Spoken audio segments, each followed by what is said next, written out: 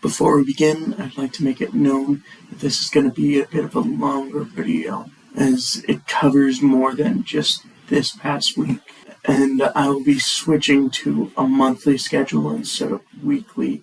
So if all works out, I should have around 25 of these videos by the end of my mission. Anyway, if you're watching this video while you're busy, I strongly encourage you to do this while you have this much free time. You may have noticed that I'm not in my room. I'm actually in the church office building, which is why I'm being quieter. Throughout the video, you also may notice that the camera will move. This is because I'm in a small conference room. Yes, I'm allowed to do that. And this is a video conference camera. So it will try to keep me in frame as much as it can. And because of that, I will try to stay as still as possible throughout this video.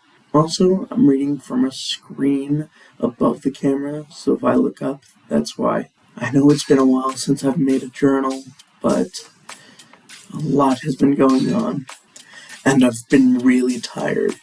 A bit too tired to put out content, but I'm back now, and I have a lot to cover. So if you're not too busy, let's get to story time.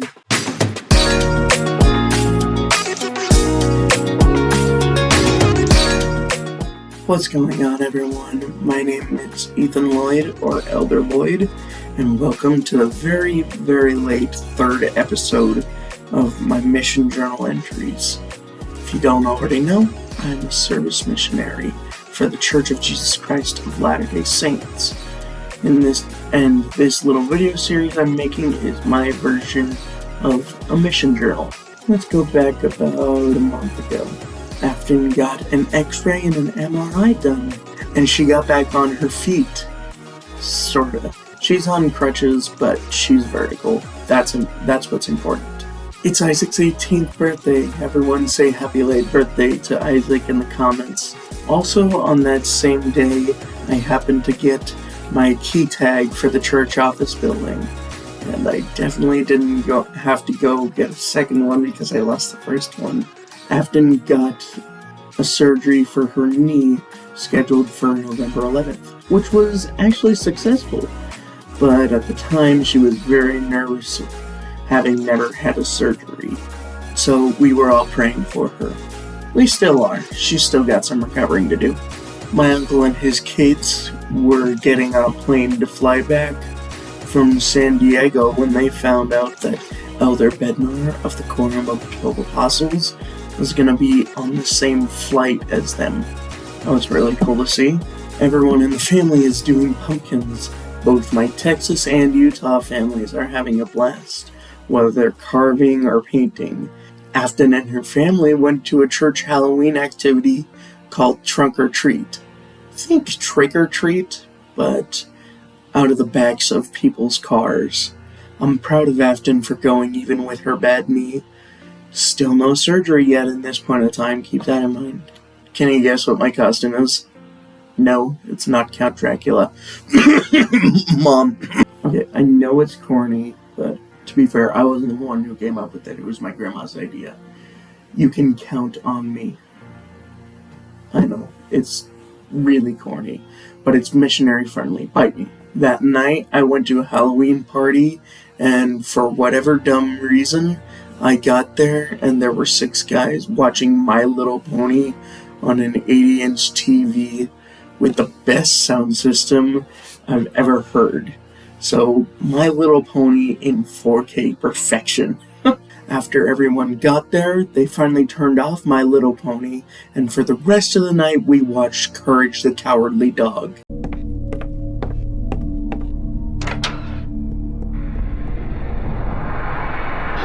Return the slab. What? Return the slab, or suffer my curse. What's your offer? This night you will be visited by 3 plagues, each worse than the last. Return the slab. Ha! Nice try, Professor. That clip you just saw was from the last episode that we watched, and the other missionaries there wouldn't stop saying that. Return the slab. Even a month later, they won't stop saying it. It's absolutely hilarious. I finally finished my first day at the church office building, and I rode the train to the office and back home, which has actually become regular for me. The church sent out an email to the missionaries that really should have been sent to more members of the church in some way, shape, or form. But I guess the burden falls on me to deliver this amazing news. If you're not a member of the church, you're still welcome to listen, but if you'd rather not, you can skip to this point in the video. Without further ado, it reads as follows. Dear elders and sisters, on November 10th, 2025, Gospel Library will launch a new playlist feature that allows users to create playlists from any audio file in the Gospel Library, including music, scriptures, conf talks, and other audio files. The new feature also allows users to group audio files by topic and make language suggestions within playlists, both with individuals and groups, allowing for focus, personal, or group study. Media found in the Gospel Library can invite the Spirit and may be an excellent resource for you in your gospel and language study. The new feature will be available online in the Gospel Library mobile application. Please note that the Sacred Music app will be discontinued beginning January of 2026. If you have previously created a playlist in the Sacred Music app, your playlists will automatically sync with your Gospel Library app once you are signed in to both apps using your church username and password. My Texas Families Ward held a youth-led sacrament, and Isaac conducted. It's actually one of the best sacrament meetings I've listened to, especially considering that it's only youth talking besides the very start. I will leave a time-stamped link to the meeting in the description of the video for you to go watch from the start if you want. Also, that same night, we had a family night where so many people showed up. While the adults were having adult conversations, the kids were playing. I was having a bit of a painful day in terms of my health, but I'm not really going to get much into that. I don't want to bother you with that. So I was just sitting on the couch, chilling, playing a game on my phone, when my cousin Heber sat down and decided he wanted to play too. So I showed him how it worked, and he and I played together. That cute kid played with me for a while before going back to play with the other kids. Afton went into surgery for her knee, and as I spoiled at the beginning, she survived and went home to rest while watching TV and snacking in her very comfy bed and hoodie. She's supposed to be off her crutches soon, but for right now all we can do is pray. I got to go to the conference center and do a tour, both of the auditorium and the behind the scenes rooms. And for example, video audio control and the KSL radio room, but they wouldn't let me take pictures back there though, only in the auditorium. It was still cool to be there while they were working on stuff for Christmas.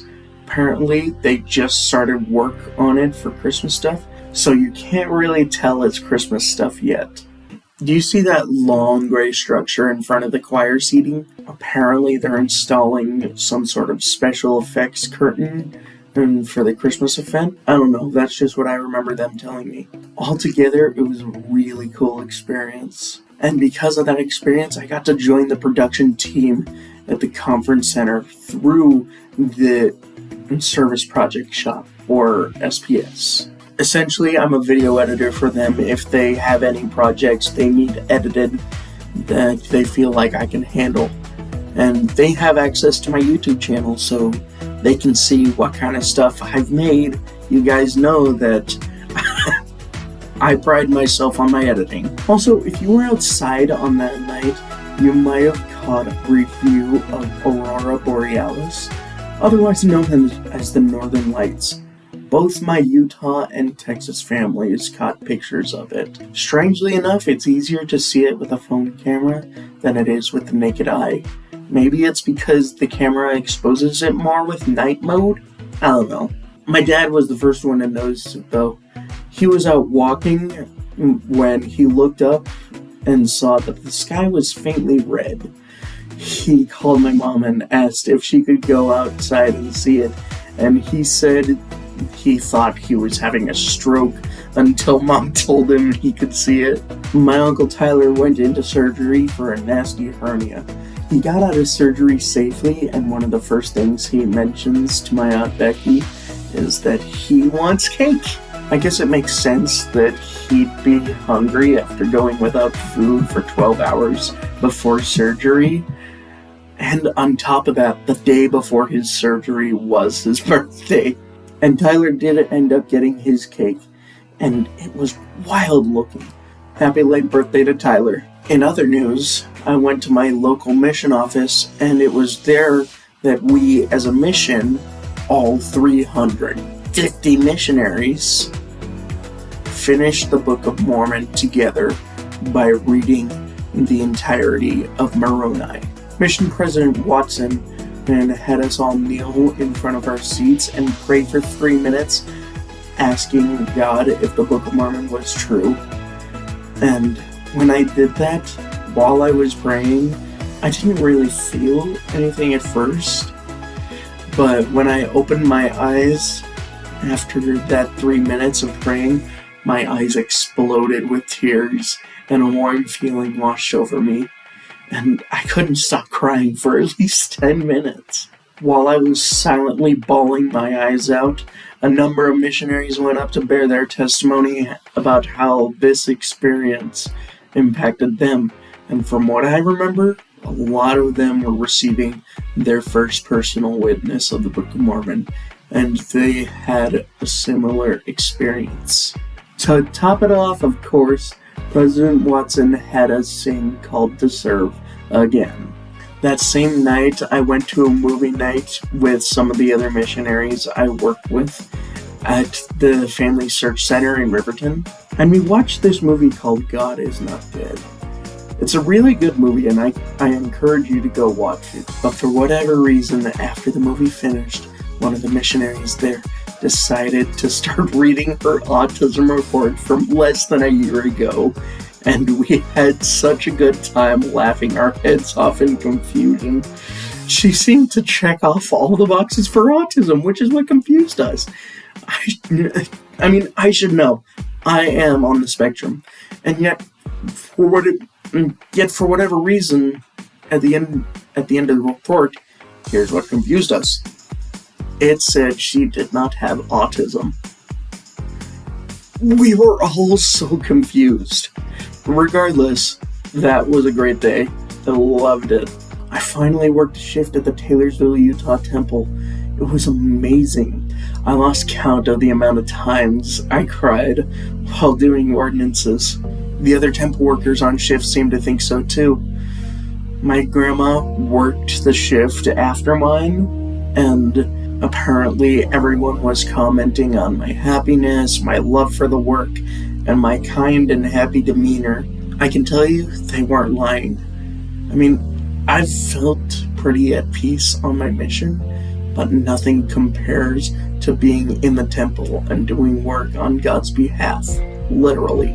That Sunday was particularly amazing because as one of the songs we sang in sacrament, the whole ward sang "As Sisters in Zion and Will Bring the World His Truth" as a combined song. Others might know it as the FSY medley. Once again, I was literally in tears for the longest time after that. I love that song so much. I'll link it in the description. On top of that, I received a new calling as the ward technology specialist. Essentially, I manage the broadcasts for the ward, which I was actually doing in my last ward, so it should be a breeze. I went to the Zone Conference where all the service missionaries in our mission, the Salt Lake West mission, gathered in their respective zones and had a few lessons. After that, we all had lunch, which was Chinese food. And after that, we gathered in the chapel, and there were a few more lessons. Sister Watson, President Watson's wife, gave a lesson on how we are the salt of the earth and the light of the world.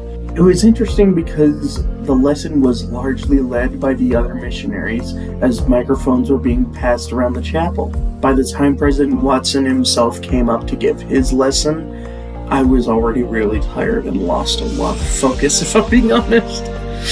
But I remember the lesson was on being fishers of men. I know, I'm terrible. It should also be noted that while all of this has been happening, even more has been going on behind the scenes in Texas.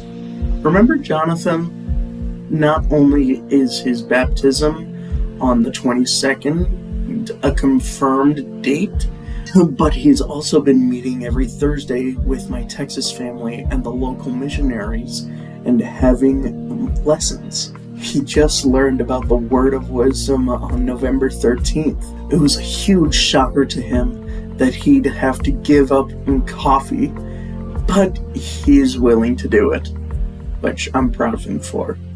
Anyway, that was my third mission journal entry. Like I said at the beginning, I'm going to be doing this monthly instead of weekly, so I should have around 25 of these by the time I'm done. I really hope you guys are enjoying these as much as I am. I can't wait to show you guys more.